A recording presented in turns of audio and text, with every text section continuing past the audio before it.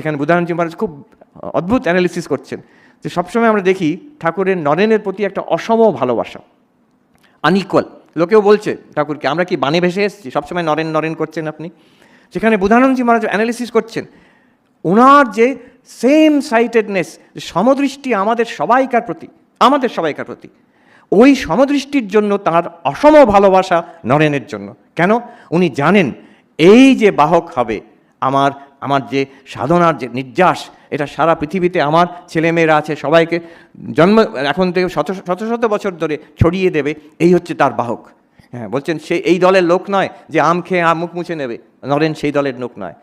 নরেন হচ্ছে সেই দলের লোক যে সেই দুই বন্ধু লাফ দিয়ে চলে গেছে প্রাচীরের ওপারে, সে তৃতীয় যে ওপরে উঠে দেখছি একটা আনন্দের মেলা, আমি লাভ দেবো কিনা, না তাহলে এই যে গরিব মানুষ কষ্ট পাচ্ছে তারা এই সংবাদ পাবে না, আবার ফিরে আসছেন সেখান থেকে। নরেন সেই দলের লোক, তাই জন্য ওনার বিশেষ special love for Naren, because he has equal love for all.